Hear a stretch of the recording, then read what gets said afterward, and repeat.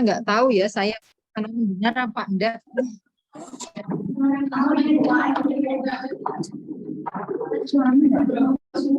Sudah? Ya. Ya, saya. Ya, kok toilet kok bareng-bareng?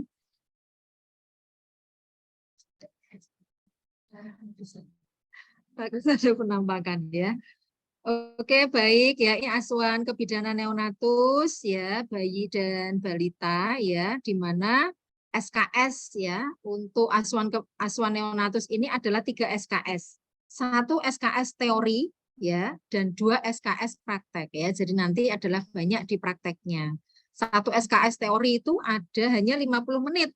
Ya, jadi kalau misalnya saya hanya mengajar gini memang hanya 50 menit ya untuk 1 tatap muka. Ya, kemudian praktiknya ini yang banyak ya. Jadi kalau praktik itu 1 jamnya adalah 170 menit ya, sehingga ini 2 adalah 340 menit ya. Jadi ini waktu praktiknya lebih banyak ya. Jadi nanti ya Anda harus banyak ya melakukan praktikum ya kaitannya untuk meningkatkan skill ya yang harus dicapai di mata kuliah ini. Ya, oke, pengampunya ini yang 1 dari Kendal, Bu Mimi Ruspita. Ya, mungkin nanti ya biar ini ya segera mengisi. Anda sudah kenal Bu Mimi? Sudah masuk ya? Oke. Ya, untuk capaian pembelajarannya ya ada ini mulai dari sikap, kemudian kompetensi umum, kemudian pengetahuan, kompetensi khusus ya ini ada semuanya yang mungkin nanti Anda bisa membaca yang jelas di sini ya Anda semuanya nanti bisa memberikan asuhan ya kebidanan pada bayi baru lahir, ya bayi balita, kemudian juga bisa melakukan deteksi dini, ya kelainan, ya kehamilan, persalinan, ya kemudian bayi BBL, ya kemudian mampu juga untuk ya mencatat dan mendokumentasikan, ya asuhan kebidanan dokumentasi paling tidak di masing-masing askep sudah ada ya, sudah bisa ya. Kemudian juga mampu berkomunikasi teknik ya secara dan prosedural secara verbal ya dan nonverbal dengan klien ya secara verbal ya dengan kata-kata nonverbal ya bisa dengan senyuman ya dengan bisa gestur dan lain-lain ya. Kemudian ya mampu melaksanakan upaya ya pencegahan nanti silakan yang untuk ya capaian CPL-nya Anda bisa membaca. Ya, kemudian ini yang rencana pertemuannya. Ini enggak bisa ini ya. Ya, untuk rencana pertemuannya yang pertama ya ini adalah mengenai konsep dasar dan kebutuhan dasar neonatus. Ya, kemudian ini ya dengan ceramah ya 50 menit, kemudian nanti ada penugasan terstruktur ya, kemudian penugasan mandiri dan praktiknya ya ini mungkin yang bisa dibaca. Jadi yang terstruktur nanti silahkan ya Anda semua ya bisa membaca dari literatur ya atau berbagai macam bacaan atau hasil penelitian terkait dengan kebutuhan dasar ya bayi balita apa saja.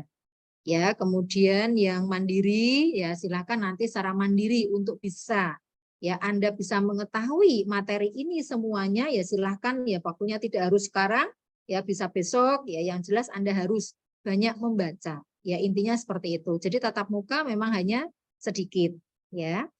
Kemudian untuk yang ini praktiknya ya nanti ada di sini kebutuhan dasar ya ada termasuk juga praktek memandikan bayi ya, personal hygiene di situ semua ada ya, bagaimana untuk memakaikan baju ya pada bayi seperti itu ya karena ini terkait dengan kebutuhan bayi. Ya bagaimana memberikan minum pada bayi. Nah, itu semuanya praktik ya. Oke. Ya, kemudian nah ini jadi nanti mohon untuk punya apa ya, punya kelompok khusus ya, punya kelompok yang nanti itu kalau kelompoknya tetap kelihatannya lebih enak ya. Sudah punya kelompok ya. Nah, nanti kan bisa tahu karakter masing-masing. Kamu yang biasanya spesialisnya di mana ini. Jadi dalam satu kelompok itu dinamikanya ada ya, nggak ada yang mungkin satu hanya menggantung terus nggak mungkin ya. Kalau sudah kenal karakter masing-masing lebih enak ya kelompoknya itu tetap ya. Silahkan nanti bisa dibuat kelompok ya seperti itu ya mulai dari ya kebutuhan makan minum, kemudian kebutuhan BAK, BAB, tidur, ya, keamanan, kemudian pakaian, ya nanti ada di situ. Kemudian yang kedua, ini kemarin Bu Dr. Unjati sudah masuk ya. Ini mengenai bagaimana pencegahan infeksi sesuai dengan capaian CPL pembelajaran yang di atas.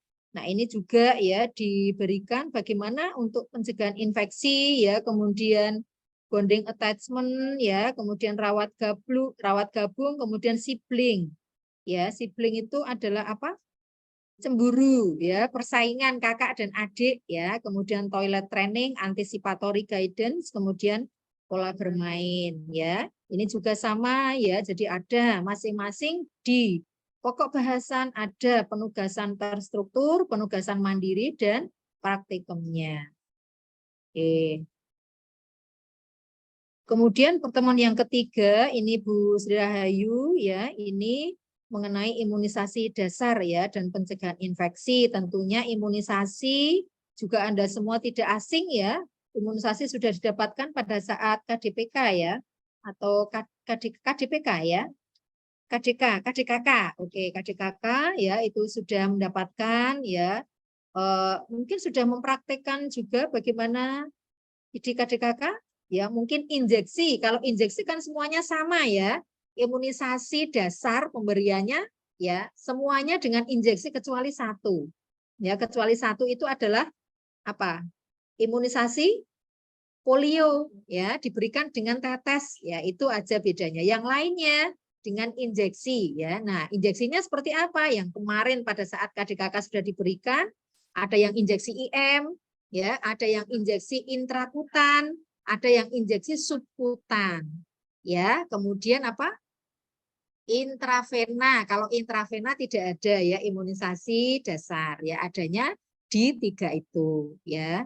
Jadi untuk praktiknya ya memang ya perlu berlatih dan berlatih kembali nanti untuk lebih lihainya nanti mungkin di lahan ya ini.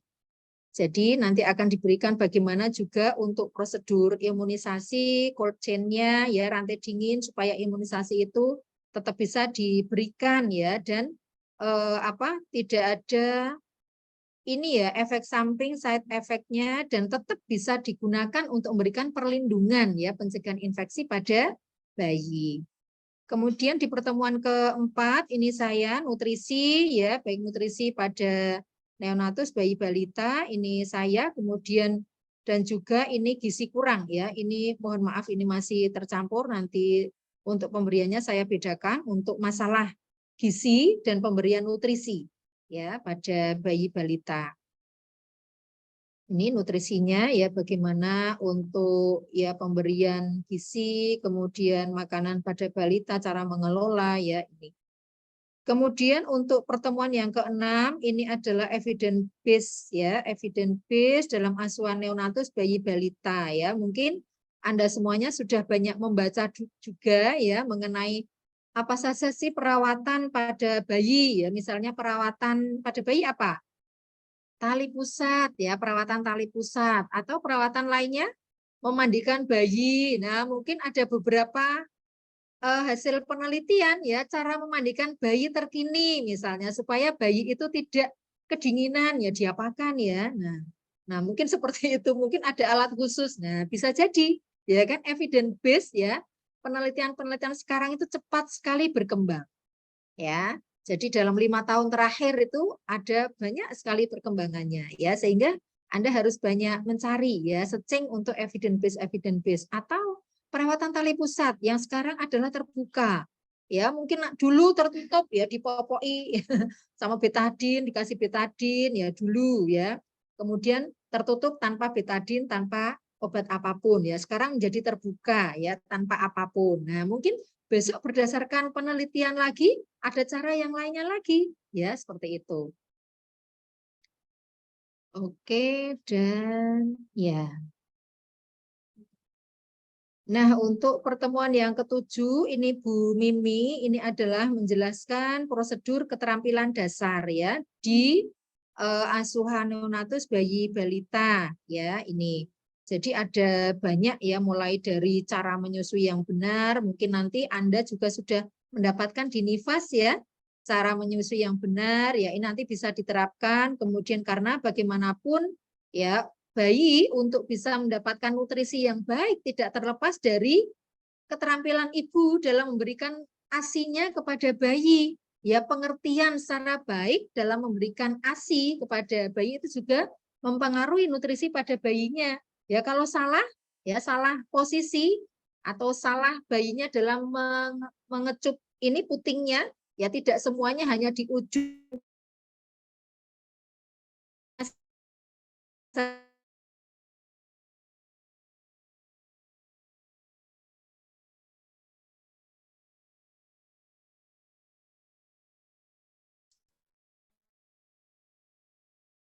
iya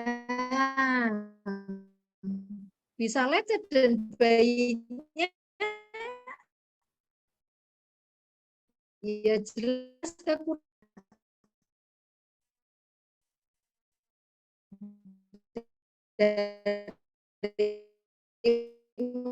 masing-masing mata kuliah sampai materi yang ke-8 ya seadanya yang di UTS-kan. Kemudian untuk yang ke-11 kok ke-11 ya? Oh, ke-8 kok ke-9 ya? Oh, maaf, ini ke-9. Ya, ke-9 ini Bu Sri Rahayu, ini pengenalan tanda bahaya. Ya, tanda bahaya supaya apa? Dengan kenal ya kita bisa mengidentifikasi dan kita bisa menjelaskan ya pada ibu ya tanda bahaya seperti apa ya yang ibu itu harus mengambil sikap dan tindakan ya. Ini juga pengenalan mungkin ya untuk MTBS, MTBM ya, manajemen balita sakit dan manajemen ya terpadu bayi muda. Ya, ini. Ya, kemudian selanjutnya ini ada ya ini banyak materinya tuh pada anak banyak ya, banyak banget ya. Sehingga nanti ya harus diperdalam sendiri memang ya ini materinya mungkin bisa diberikan semuanya cuma penyampaiannya ya sekilas sedikit-sedikit.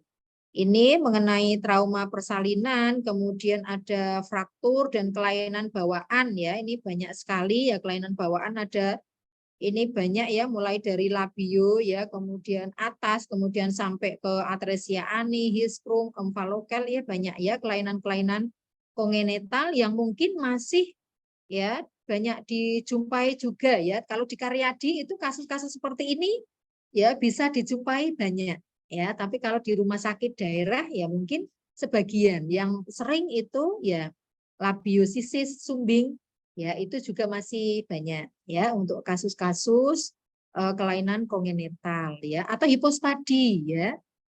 Fimosis ya, fimosis itu yang kalau pada bayi dia tidak bisa BAB, BAK karena kulit preposiumnya itu menutupi ya saluran uretra. Ya, sehingga tidak bisa keluar. Ya, pada saat pipisnya akan keluar terhalang oleh itu preposiumnya, kulitnya sehingga dia merasa kesakitan dan salah satu tindakannya harus disunat. Ya, makanya ada bayi-bayi yang disunat itu karena dia kelainan fimosis ini. Ya.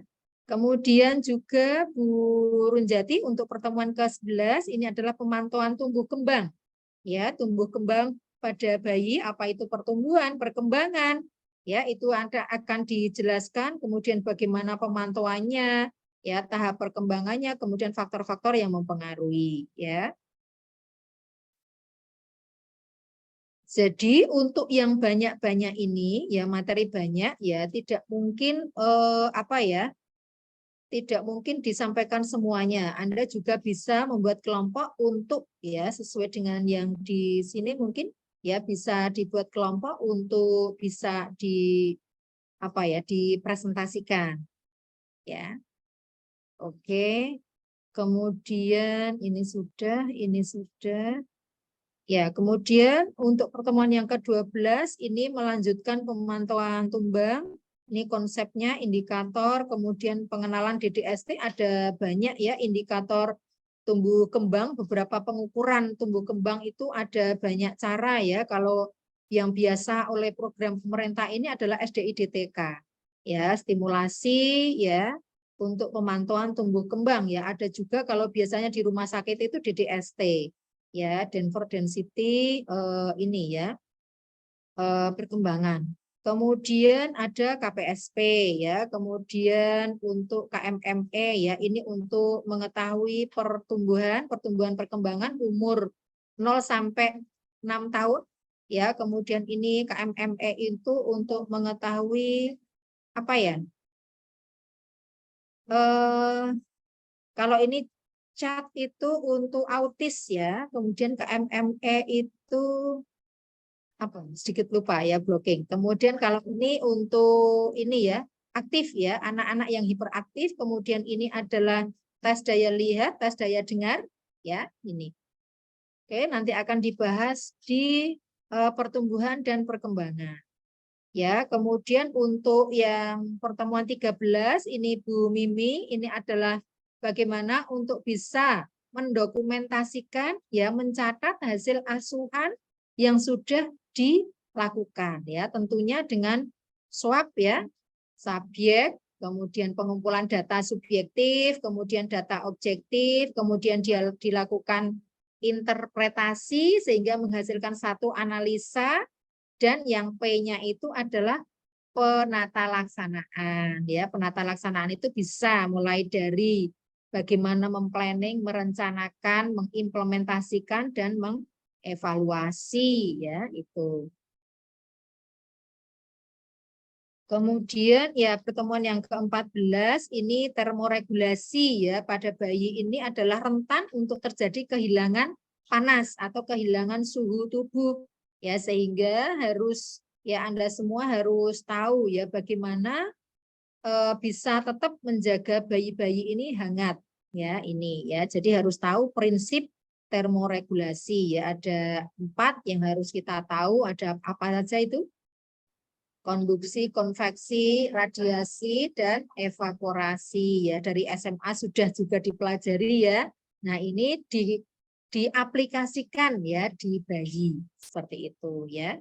Ini sudah ya, jadi masing-masing ya ini bisa dibentuk untuk ini ya, untuk penugasannya nanti silakan Anda baca ya, dan juga bisa dikoordinasikan dengan pengampunya masing-masing ya. Apakah ya kalau yang di saya ini ya Anda bisa ya membuat kelompok ya seperti yang di ini.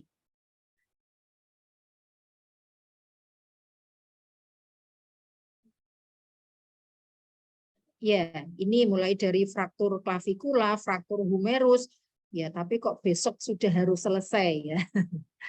Ya, ya enggak apa-apa ya, labio ya. 1 minggu kan selesai ya untuk neonatus ya, enggak apa-apa ya. Silakan itu bisa dipelajari, dibuat kelompok ya untuk nanti bisa dipresentasikan.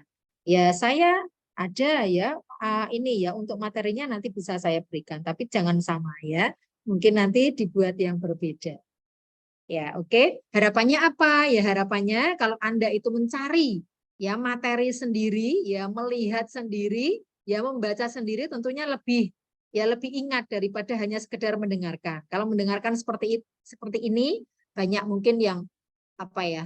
Mungkin pikirannya melayang-layang kemana juga ya, teringat kejadian tadi pagi kemarin.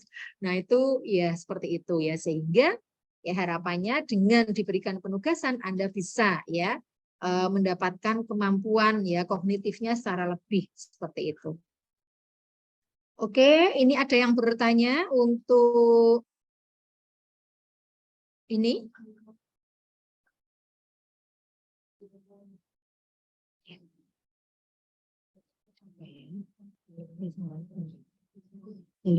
Yang baru ngajar gimana?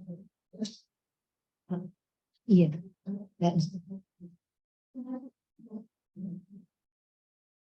Nanti aja baru ngajar. Iya. Iya.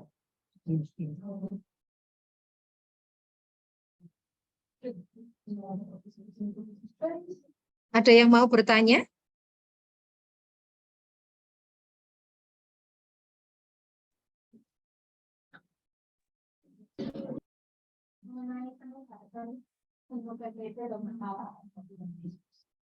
Iya, PPT enggak apa-apa ya. PPT ya dibuat PPT aja ya. Saya tak kasihkan PPT saya dulu atau gimana biar nanti nggak sama gitu ya. Ya, paling tidak ya dibahas apa itu pengertiannya ya, kemudian etiologinya ya, kemudian mungkin tanda-tandanya seperti apa ya, kebanyakan perawatannya bagaimana, tata laksananya ya, mungkin yang harus dikenali seperti itu. Ya PPT aja. Ya untuk kelompok B ya, mudah-mudahan kalau bertanya bisa di chat ya. Ini chatnya masih sama ya, karena saya tidak bisa mendengar suara Anda. Oke, untuk yang sekarang ini adalah kebutuhan neonatus bayi dan balita ya. Jadi untuk D3 ini memang kompetensinya berbeda dengan sarjana. Ya, mungkin sudah diberikan di konsep apa ya? Sudah belum ya? Di konsep kebidanan sudah mendapatkan kan? Konsep kebidanan ya. Nanti untuk lebih detailnya silakan ya Anda semua ini bisa membaca di Kepmenkes nomor 320 tahun 2020 ya. Nah, itu apa kompetensi apa ya untuk D3, untuk sarjana, untuk profesi ya. Kalau yang D3 ini memang tidak semuanya ya kompetensi yang ada di mata kuliah ini dipraktekkan ya. Jadi karena itu memang sesuai dengan aturan yang ada. Jadi nanti untuk mengembangkan kompetensi ya supaya ini bisa lebih menyeluruh, nanti silakan bisa ini ya berlanjut sekolahnya dari D3 sarjana ya, kemudian profesi seperti itu ya. Jadi memang untuk apa ya, secara kognitif bagus ya, kalau kognitifnya itu bagus ya nanti diimbangi dengan afektif yang bagus ya, kemudian tentunya kognitif, afektif dan skillnya juga akan bertambah ya, baik ya, seperti itu. Ini adalah oh kok jadi kayak gini sebentar, tadi saya stop ya. Salah klik, maaf.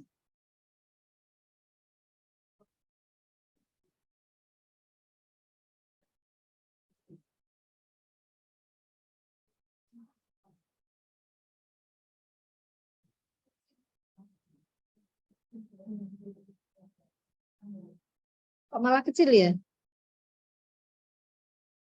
Hah? Besar besar yang ini daripada tadi. Oke ya. Hah? Tapi sana gimana?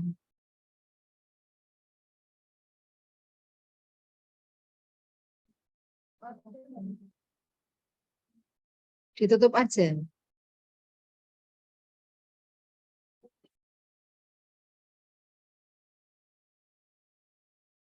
Yang mana? Yang mana?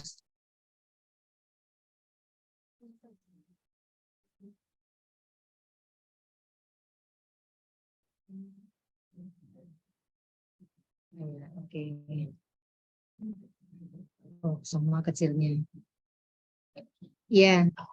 Jadi untuk yang pertemuan pertama ini adalah ya konsep dasar mengenai asuhan neonatus bayi dan balita.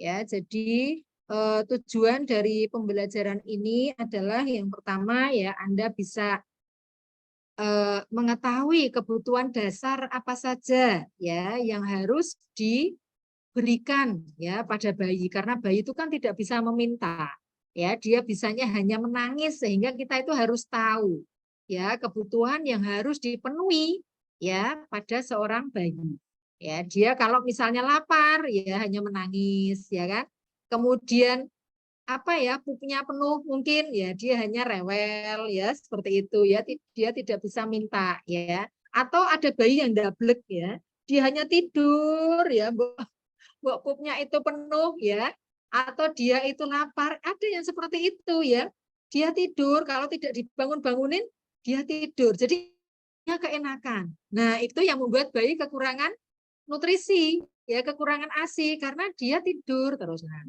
mestinya bayi-bayi yang tidur ini adalah bayi yang sehat apa enggak nih? Nah itu harus kita waspada ya, jangan keenakan. Bayi mestinya adalah aktif ya, menangis aktif. Nah, itu yang sehat ya. Kalau tidur terus, nah ini ada apa ya, mungkin dia lemes ya kan. Tapi kalau ibunya nggak tahu, keenakan, oh seneng ya anakku kalau siang tidur terus, kalau malam tidur terus ya, jadi dikasih ASI ya. Jadi supaya apa, tujuan pembelajaran ini Anda semuanya bisa ya, bisa mengetahui kebutuhan dasar apa saja yang harus ya, yang harus dipunyai atau yang harus kita perhatikan pada bayi. Ya. Jadi tujuan ya upaya kesehatan atau ya pembelajaran ini yang pertama adalah ya supaya ya anak-anak itu bisa hidup dengan aman ya safety, kemudian sehat. Ya tentunya kalau ya anak-anak atau bayi neonatus ya, kemudian balita, nah itu aman, sehat ya, apa yang kita harapkan? Tentunya akan menjadi generasi-generasi yang berkualitas ya, itu yang kita inginkan ya.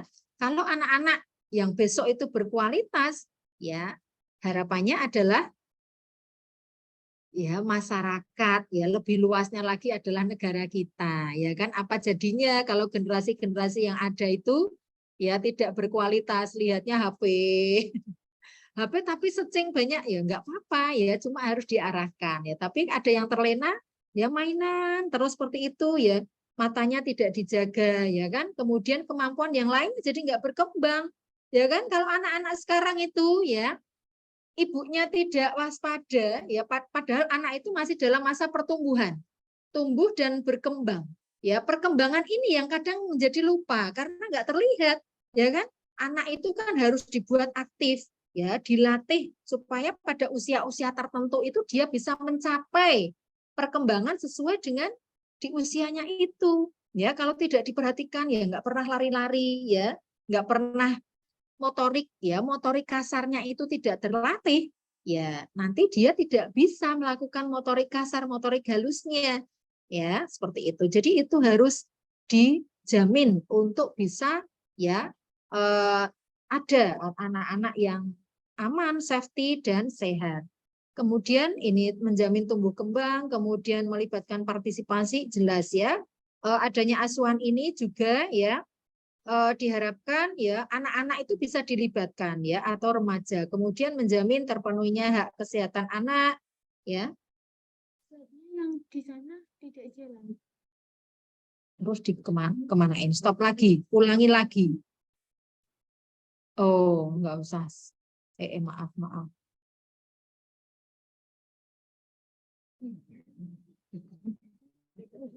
Ya sudah.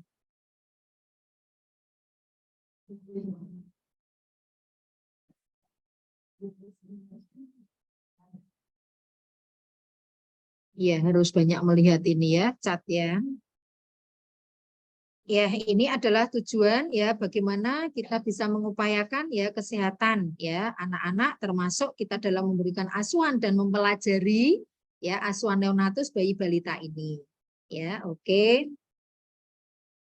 Nah, ini ada banyak pengertian sebenarnya ya. Apa itu bayi baru lahir?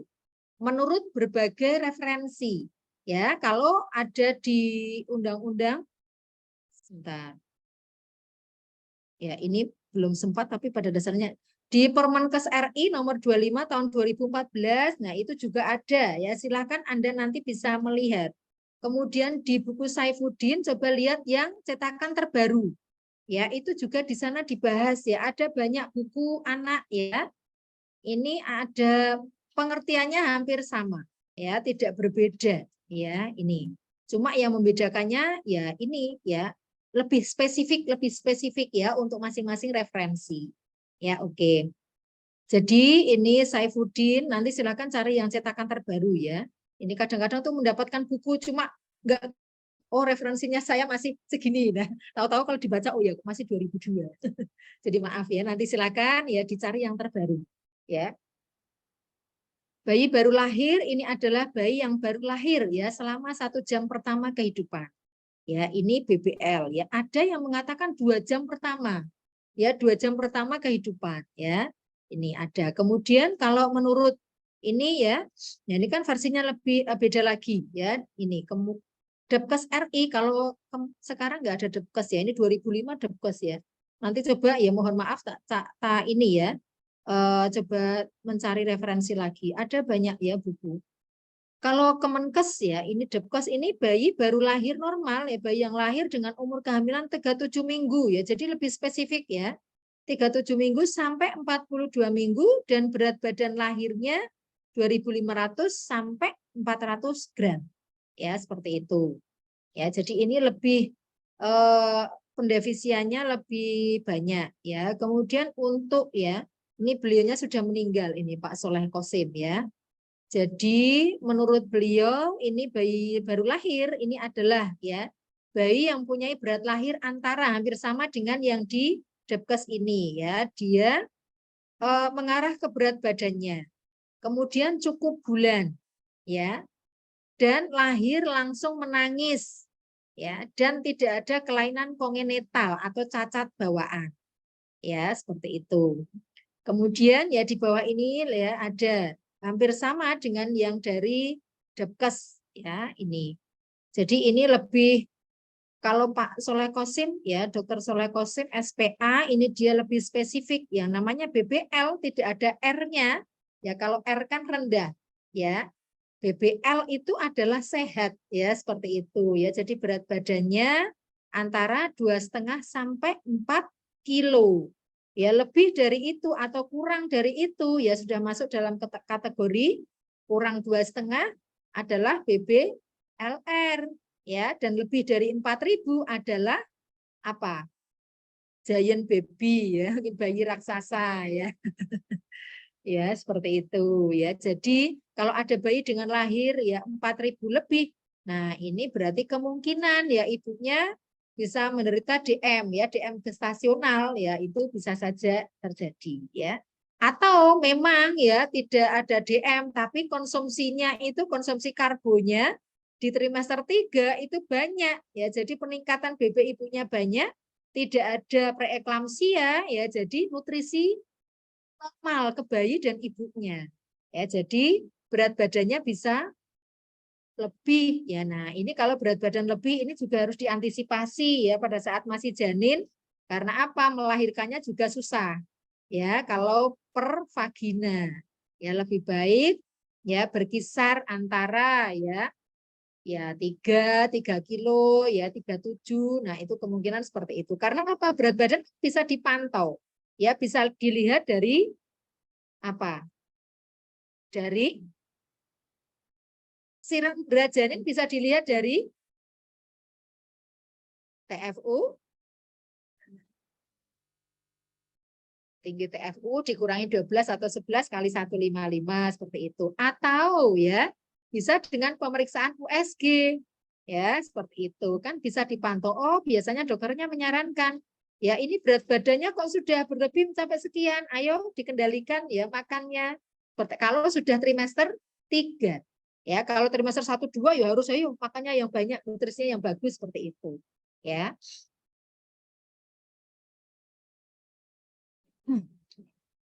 Nah, ciri-ciri bayi baru lahir. Nah, ciri-cirinya nah ini tadi ya berat badannya karena sesuai definisi tadi berat badannya adalah berkisar 2,5 sampai 4. Kemudian panjang badannya ya berkisar nih yang normal ya seperti itu 48 sampai 52, lingkar dadanya 30 sampai 38 ya. Lingkar kepala ya jangan sampai lingkar kepala itu melebihi lingkar dada. Ya karena kalau melebihi itu bisa masuk dalam kategori besar kepala. Besar kepala ya, besar kepala kalau bayi bukan sombong ya. Ya, dia tidak menghendaki seperti itu ya. Jadi kemungkinan ya terjadi hidrosepalus ya atau sumbatan di cairan liquornya. Ya, cairan ya liquor ya, Bu. Ya, cairan otaknya ya seperti itu. Nah, bukan DJJ ya, denyut jantung bayi ya 180 kali per menit ya. Kemudian ya seiring dengan bertambahnya usia ya dia turun menjadi 120 kali per menit. Kemudian pernafasan ya, ini Di menit pertama itu lebih tinggi ya, ini 80 kali per menit, kemudian ya berangsur-angsur turun 40 kali per menit, normal ya. Kalau sudah usia semakin bertambah tapi ya pernafasannya itu kok sering, misalnya 80-40, nah itu berarti ada suatu kelainan ya, jangan-jangan ini terjadi pneumonia atau aspirasi cairan ketuban misalnya seperti itu, atau aspirasi minuman ASI ya, bisa saja ASI atau PASI yang kemungkinan diberikan karena ya banyak sekali kasus ya dia pada saat menyusui, nah mungkin anaknya pilek dan lain sebagainya ya, tidak bisa menyusu dengan baik, kemungkinan terjadi aspirasi ini ada dan menimbulkan zat-zat ASI ya ataupun cairan yang diberikan ini masuk ke ruang pernafasan ya, dan bisa menyebabkan aspirasi ya. Nah, ini banyak sekali kasus seperti itu ya, sehingga yang harus diperhatikan ya, jangan sampai terjadi aspirasi pada saat bayi itu menyusu. Kemudian kulit kemerahan ya, yang normal itu kulitnya merah ya, kalau kulitnya itu pucat ya, kebiru-biruan, bayinya tidak nangis tadi ya, anteng aja ya, apalagi bayi lahir kok nggak nangis ya, itu mungkin di sekitarnya tidak tertawa, malah ikut menangis ya, karena kemungkinan kalau bayi nggak menangis itu bisa terjadi asfiksia ya, bisa aspirasi tadi ya, cairan ketuban bisa saja, atau ya amnionnya itu keruh ya, misalnya ibunya banyak mengkonsumsi jamu, nah seperti itu juga bisa ya. Jadi bayi lahir yang mestinya karena apa? Karena udara yang masuk, ada udara yang masuk ke saluran nafasnya, dia ya akan menangis ya. Kalau tidak ada, nah dia akan anteng ya. Yang itu adalah bayi yang bermasalah. Kemudian kulit kemerahan ya, licin ya, karena ada jaringan subkutan ya, ada vernika seosanya di kulitnya. Ya, ada keputih-putihannya itu ya, lemak yang melindungi dia dari kedinginan juga. Ya, karena bagaimanapun lemak ya yang ada di tubuh kita itu adalah sebagai isolator panas, penahan panas. Ya, jadi kalau orang yang lemaknya banyak tentunya sering merasa kesumuan, ya kan? Ya, karena panasnya itu banyak tertahan di dalam tubuhnya, ya. Nah, tuh kalau yang kecil-kecil, nah ini mudah sekali dingin, mudah merasa dingin ya. Nah, kemudian rambut, nah ya rambut lanugo ya, di kulit-kulitnya itu ada rambut-rambut halus itu banyak. Kemudian rambut kepala biasanya sudah tumbuh sempurna ya. Kalau gundul, tahu-tahu lahir gundul ya. Ya itu mesti dia entah kekurangan apa, tapi jarang ya kalau bayi kok lahir gundul gitu ya. Mesti rambutnya biasanya hitam ya, menyenangkan gitu ya. Ya. Kemudian kuku ya, kuku-kuku juga panjang ya dan lemes biasanya ya. Nah, ini juga harus diberikan perawatan. Kemudian genitalia pada wanita, ini labia mayora telah menutupi labia minora. Ya, kemudian kalau genitalia pada bayi laki-laki ini biasanya testisnya sudah turun. Ya.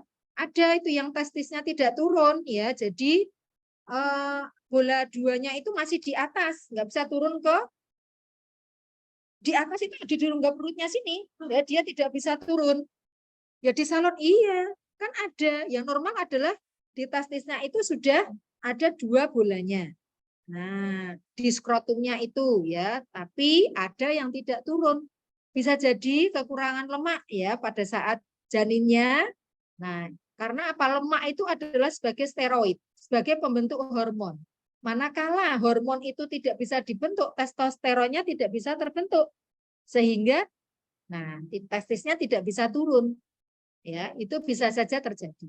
Sehingga harus diberikan mungkin suntikan ya, entah itu hormon ya, semacam hormon, nanti bisa turun ya, diberikan perawatan. Ada yang nggak bisa turun, dikiranya otomatis semuanya bayi turun semua, itu enggak ya. Kalau bermasalah ya tidak bisa ya. Oke. Ya, karena ada beberapa kelainan ya seperti itu. Oke. Ya, ini sebenarnya mau tak perbaharui tadi yang ini ya, cuma nggak cukup waktunya kemarin mau ini, aduh ada saja kegiatannya full gitu ya. Sehingga mohon maaf ya nanti untuk pembaharuan ya yang lama-lama ini ya nanti bisa dilihat. Banyak ya aturan-aturan pemerintah ya yang bisa kita baca kaitannya dengan bagaimana kita bisa memberikan asuhan di masing-masing masa. Ya, bayi balita, kemudian di kesehatan reproduksi ya mulai dari pranikah, prakonsepsi, kemudian hamil, salin, nifas, itu semuanya sudah diatur.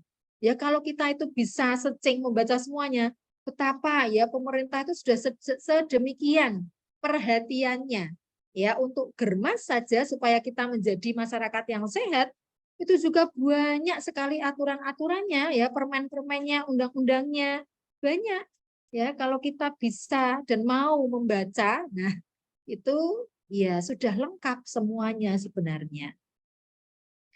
Nah, kebutuhannya ini ya, ini dibagi menjadi 3 ya, digolongkan menjadi 3 yaitu kebutuhan asah, asih, asuh ya, kebutuhan pada ya bayi, balita, anak. Nah, ini asuh. Nah, itu apa? Ya, asuh itu adalah kebutuhan primer ya atau kebutuhan dasar fisik ya, meliputi ya kebutuhan makan, ya minum, tempat tinggal, pakaian. Ini adalah mengasuh.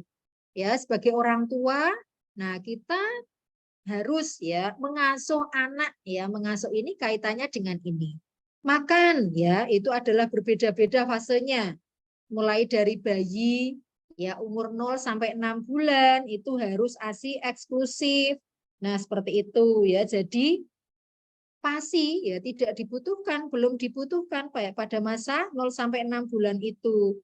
Ya, yang sudah sangat mencukupi, memadai adalah ASI. Nah, sehingga bagaimanapun caranya, piye carane, ya Anda sebagai calon-calon bidan, ya tenaga kesehatan ya harus bisa ya memotivasi masyarakat ya ibu-ibu untuk bisa memberikan ASINya secara eksklusif ya. Semua sekarang ini banyak ibu-ibu bekerja ya, semuanya bekerja. Apalagi yang tidak bekerja. Yang tidak bekerja itu banyak juga ya yang tidak bisa memberikan ASINya secara eksklusif.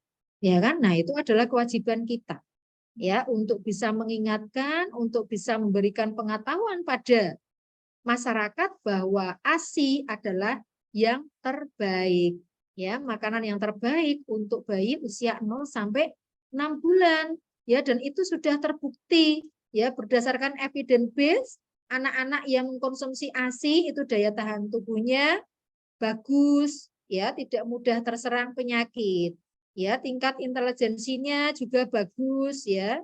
Dia ya dalam kategori rata-rata menengah ke atas. Tentunya intelijensi ini adalah diiringi dengan stimulasi yang baik.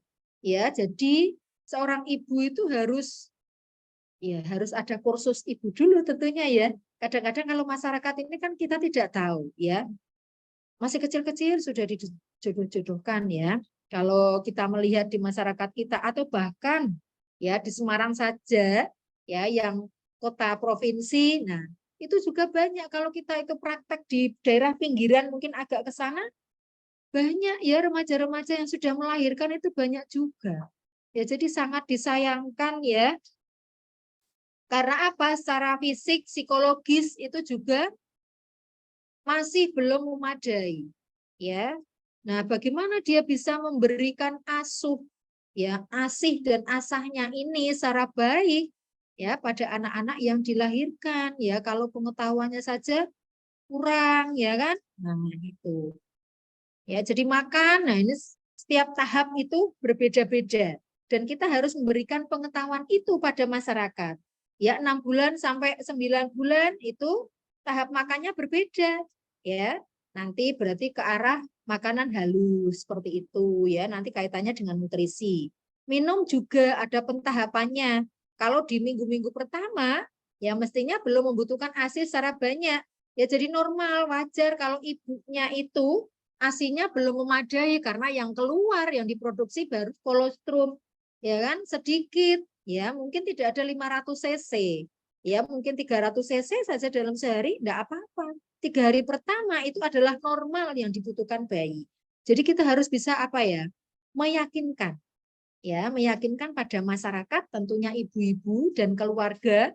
Mungkin keluarga karena mungkin ada beberapa keluarga atau daerah yang mempunyai tradisi.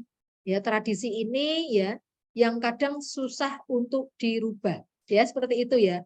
Bayi lahir langsung diberi makan apa mungkin degan ya, pisang atau diberi madu seperti itu ya. Jadi nah itu yang harus apa ya, kita harus banyak tahu ya bagaimana tradisi ya, bagaimana kebiasaan masyarakat yang ada, sehingga kita paling tidak kalau tahu ya kita bisa memberitahu sedikit demi sedikit melakukan pendekatan ya, dan nantinya ya tradisi-tradisi yang merugikan itu bisa dihilangkan ya, seperti itu.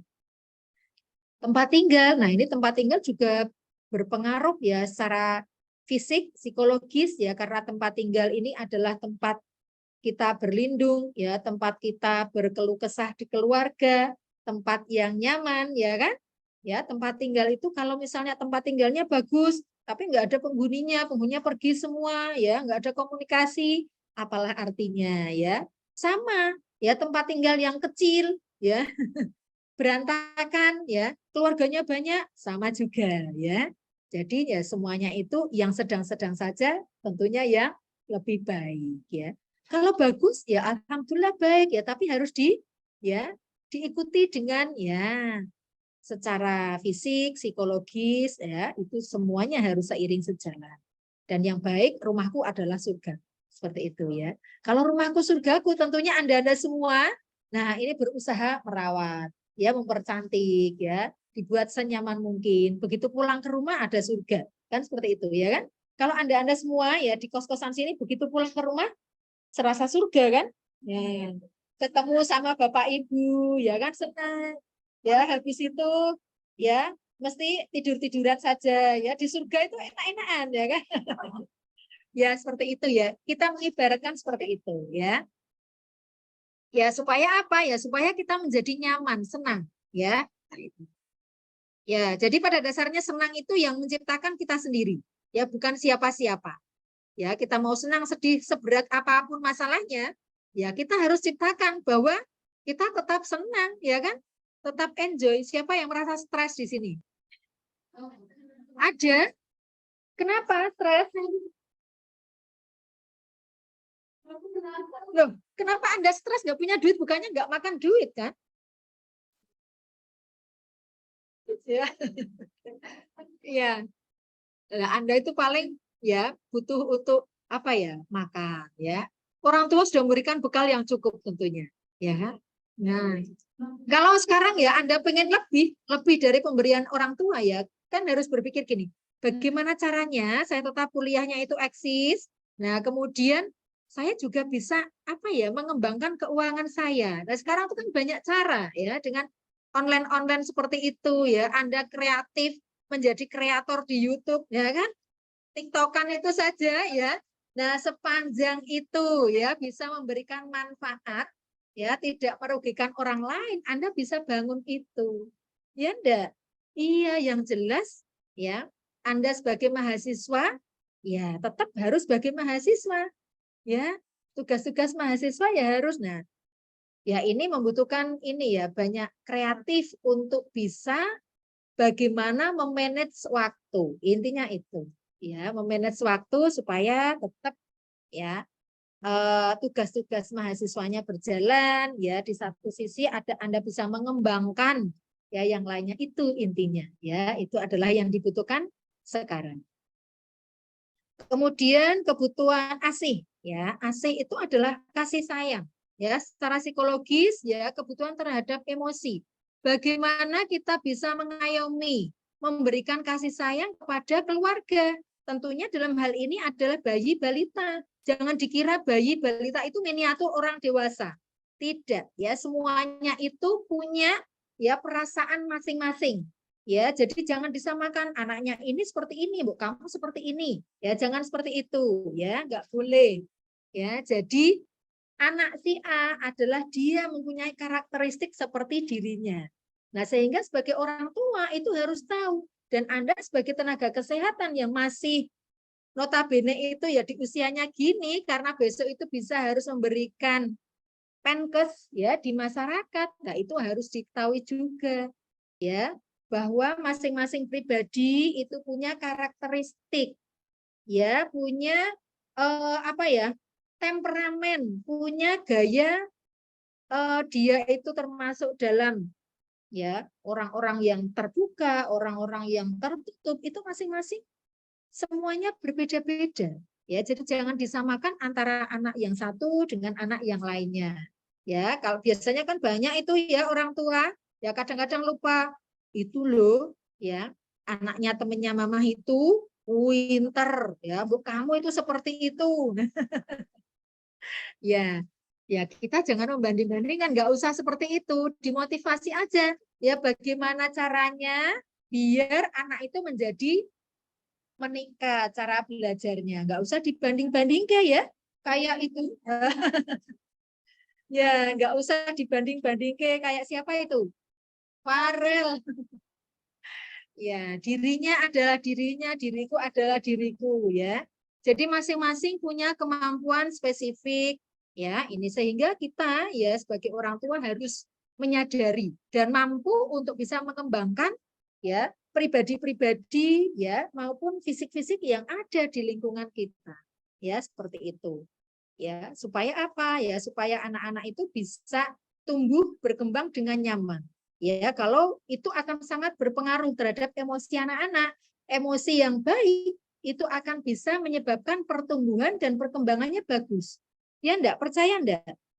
Sangat percaya. Anda saja contohnya. Ya. Siapa yang mudah terpengaruh fisiknya kalau psikologisnya atau psikisnya itu terganggu. Misalnya pada saat ada masalah, ya, entah itu masalah dengan teman, ya, entah itu nggak punya uang, ya, ya, tadi bisa jadi stres, mungkin ya, bisa jadi kepikiran berkepanjangan. Kalau seperti itu terus nggak mau makan, ya kan? Kan tubuh itu terus memberikan respon, ya, ya. Kalau stres, nah ini ya masing-masing tubuh itu memang punya gaya sendiri-sendiri juga, ya. Tapi secara umum ya mereka-mereka yang ada permasalahan ya atau ada stres, nah itu biasanya gimana? Ya, BB-nya malah naik. Ya, BB-nya ada yang naik, ada yang turun. Nah, itu kan fisiknya akan terganggu. Ya kan kalau itu terjadi lama, berpengaruh enggak terhadap peningkatan penurunan berat badan Anda? Ya, sangat berpengaruh, ya. Namun tidak bisa berpikir secara jernih, ya enggak? Kalau ada permasalahan itu kan kita nggak bisa ini ya kan jadinya. Jadi yang baik adalah enjoy saja, ya kan? Tetap dibuat, iya, diriku adalah aku. Nah, rambutku adalah aku ya. Kalau di iklan di televisi itu apa katanya? Gimana itu? Ya, demikian juga. Nah, jadi apapun ya, apapun yang ada pada diriku adalah ya aku buat aja senang, ya buat aja enjoy. Karena dengan kita itu stres, hormon-hormon jahat itu akan keluar. Ya kan? Hormon kortisol ya akan diproduksi lebih banyak. Dan itu dampaknya ya gula darah akan naik, ya tekanan darah akan naik. Ya, semuanya itu berdampak pada fisik kita.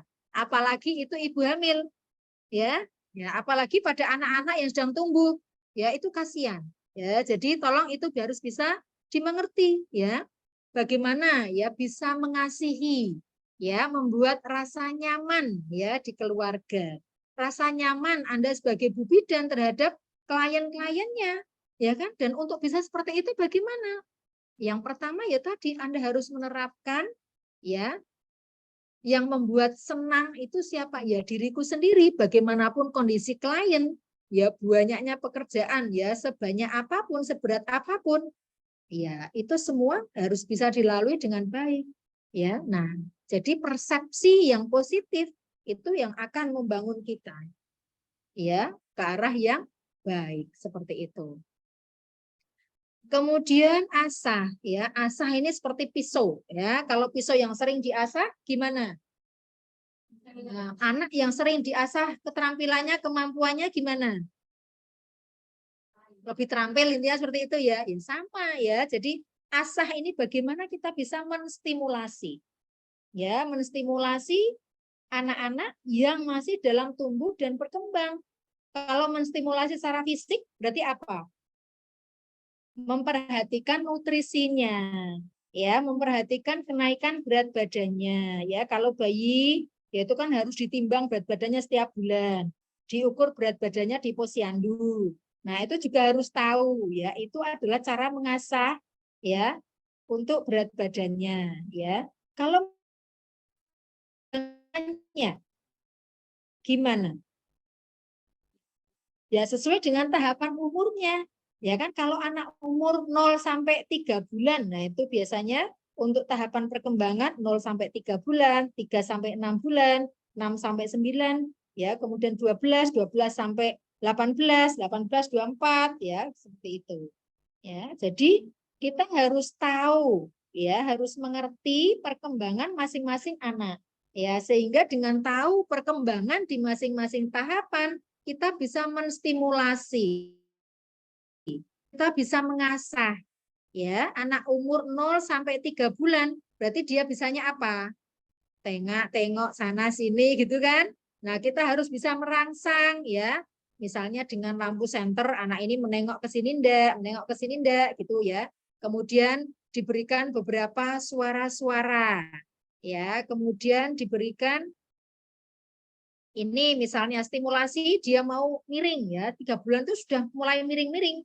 Ya, jangan malah didampingi biasanya biar anak tidak gerak-gerak, pinggirnya diberikan pendamping guling yang besar-besar. Ya, anak malah nggak bisa gerak ya. Nah, ini harus distimulasi, dimiring-miringkan ya, miring kiri kanan. Misalnya kalau menggendong juga tidak hanya di pangku di satu sisi ya, setelah minum biasanya dipupuk itu juga menstimulasi.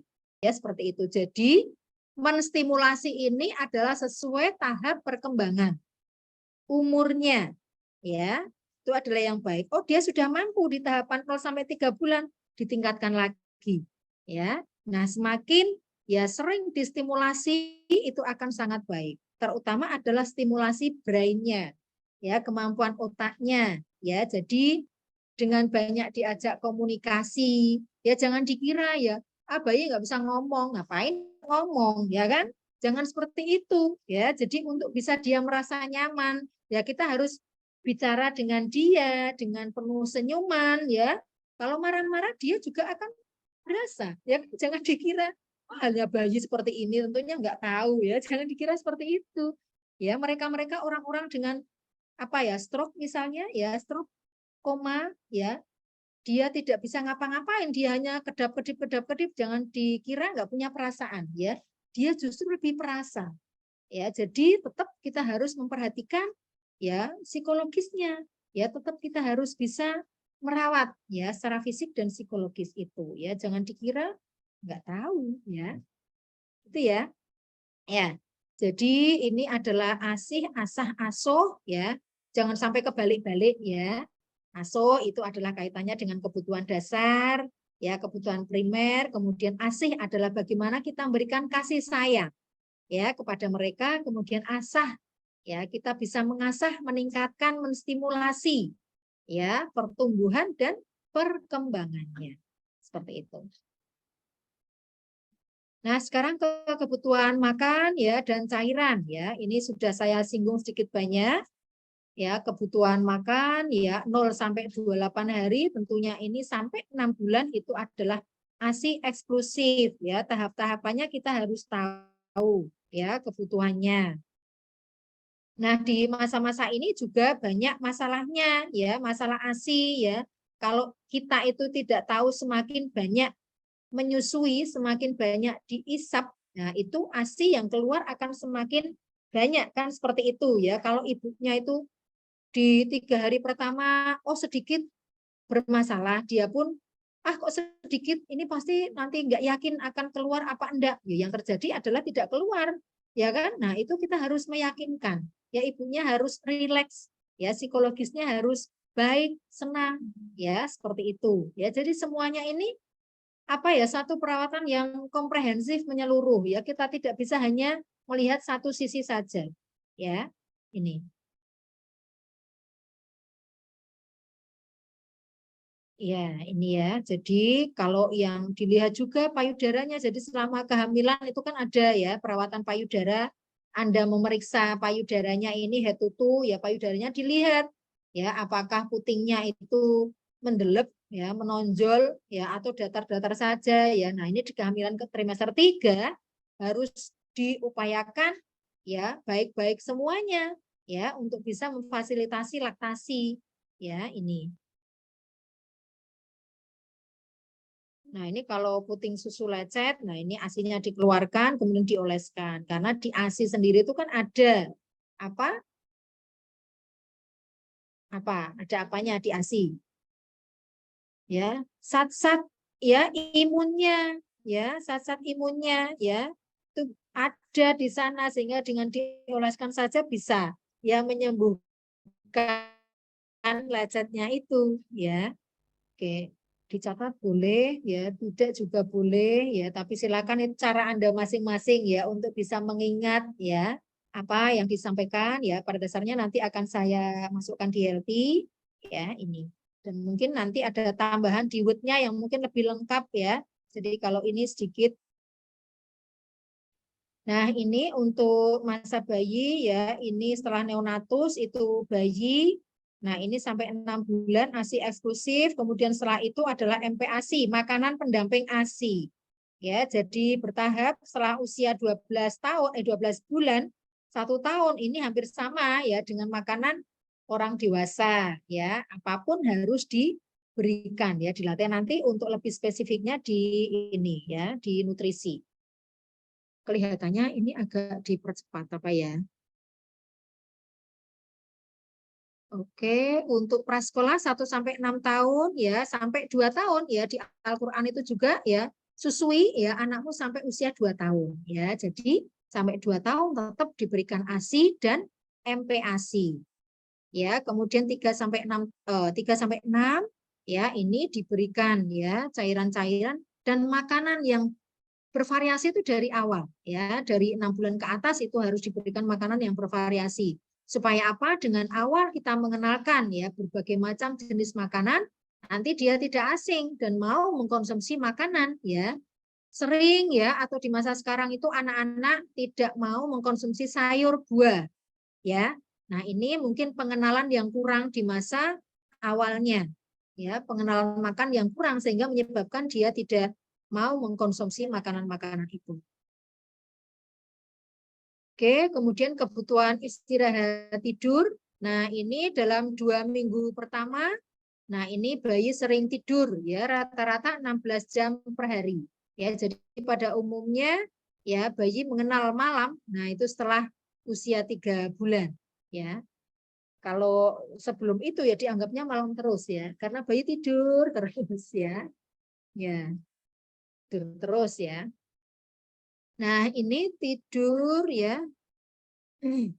1 minggu pertama ini 16,5 jam ya.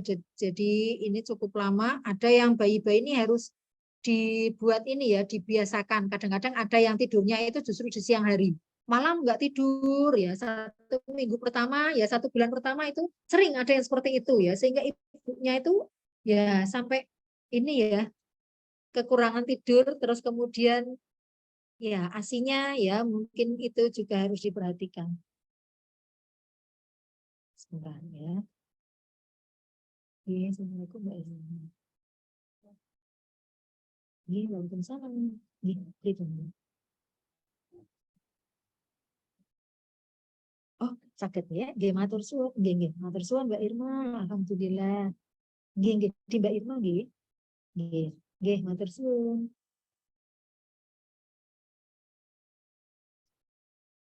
Bentar ya, saya ini sebentar ya. Karena ini harus diambil.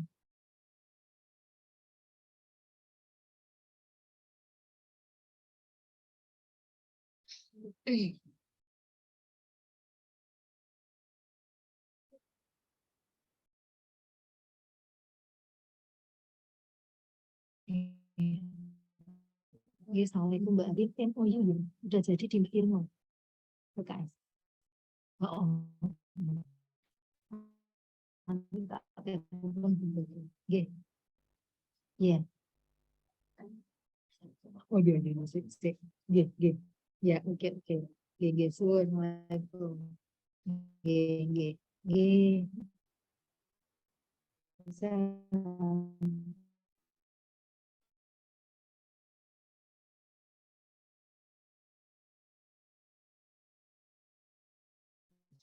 Ya.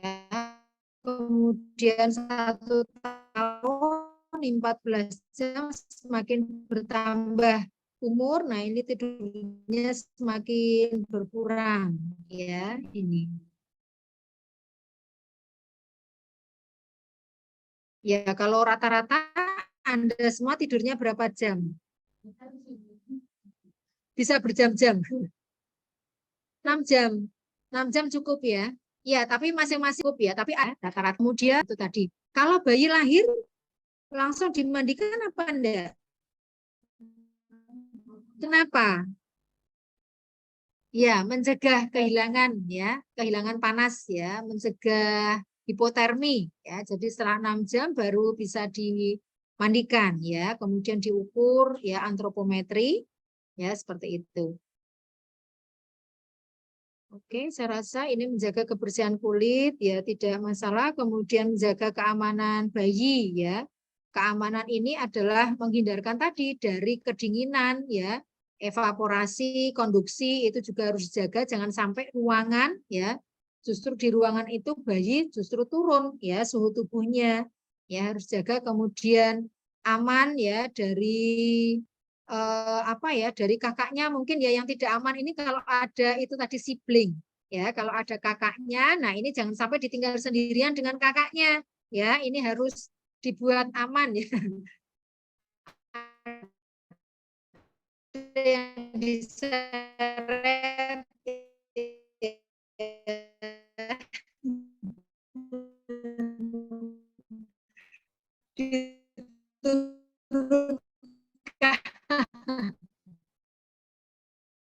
bayi diseret ya di bawah ya karena sendiri ya ada ya ASI alatnya ya apa tempatnya itu entah gelasnya atau dotnya ya harus dibuat seaman mungkin.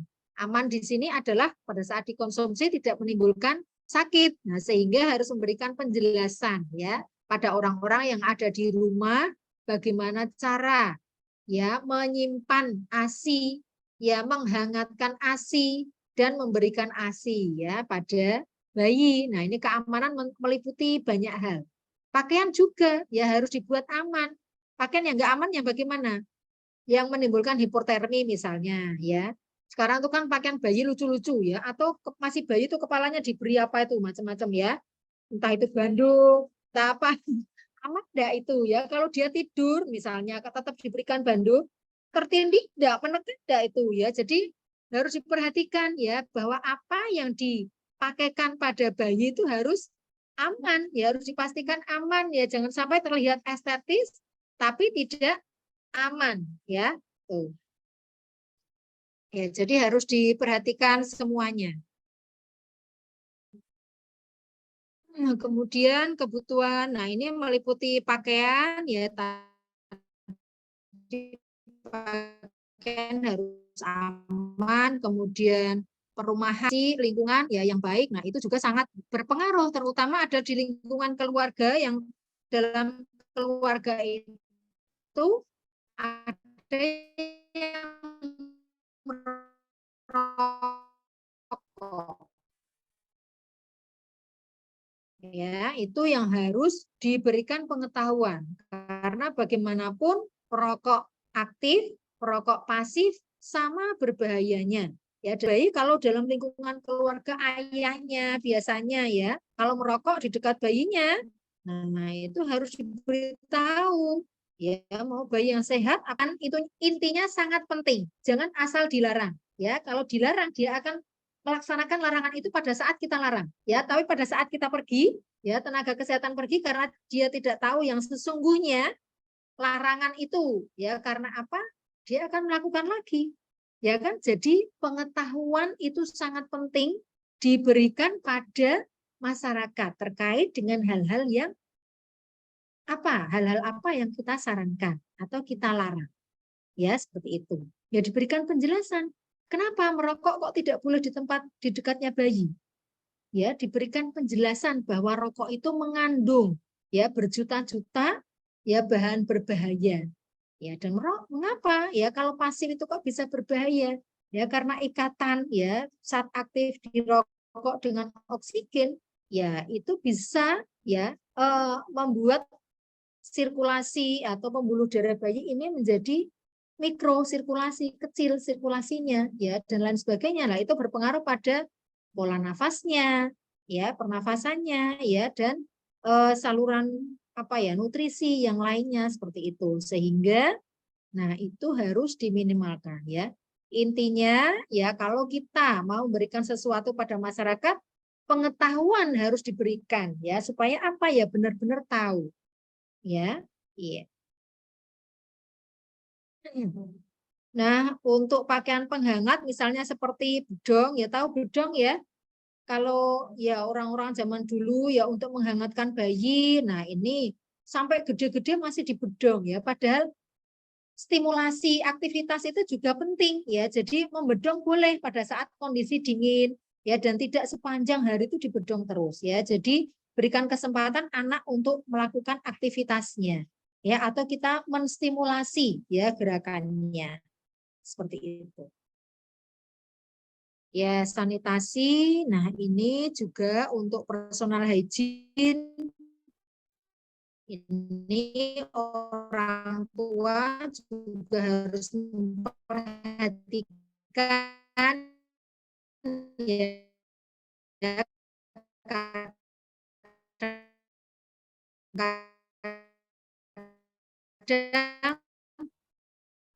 ada anak-anak tertentu yang mungkin di kepalanya itu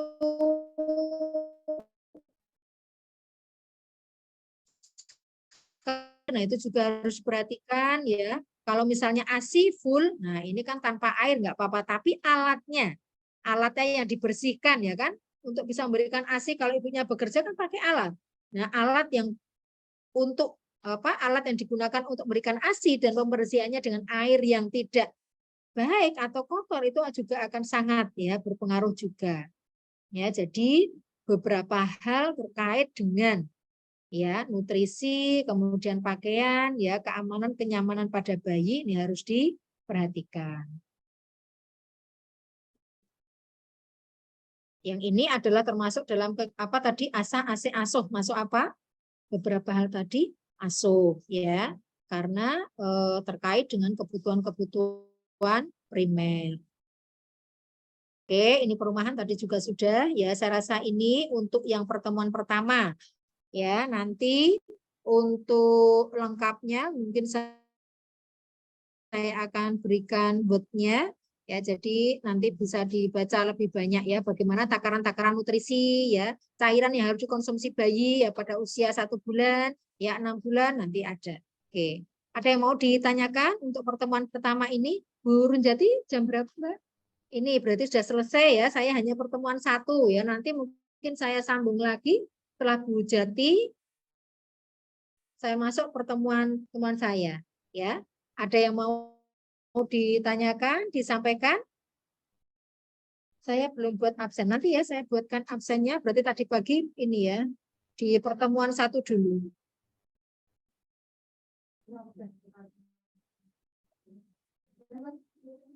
Enggak ada pertanyaan? Ya saya pinjam itu. Ya. Absen di hari juga buat.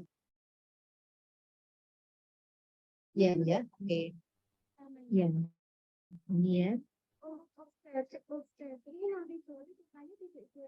Iya, saya masuk jam. Ya, obstetris jam berapa? Setelah guru jati selesai jam berapa?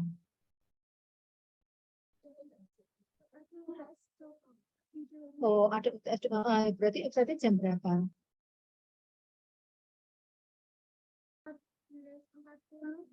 14.50 ya.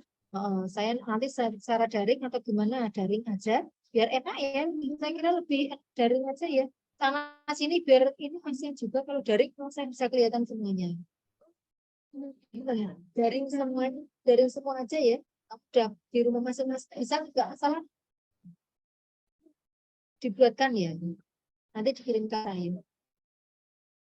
Oh, oh ya.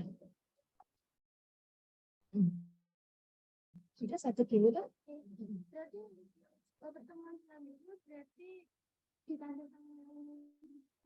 Oh iya sudah nanti ini ya. Mana mama?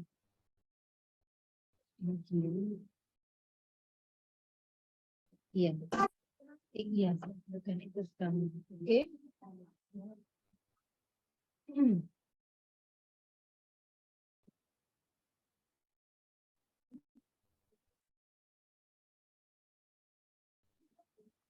Oke, tidak ada pertanyaan. Ya, untuk akhir kuliah saya pagi ini, mungkin nanti kita sambung lagi karena sudah janjian dengan Bu Runjati, ya.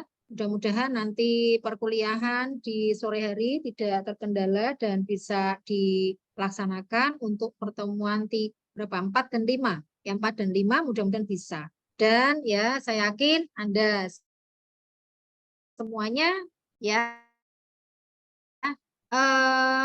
tetap sehat melaksanakan mengerjakan tugas-tugas ya, jangan mengeluh karena mengeluh nggak ada untungnya.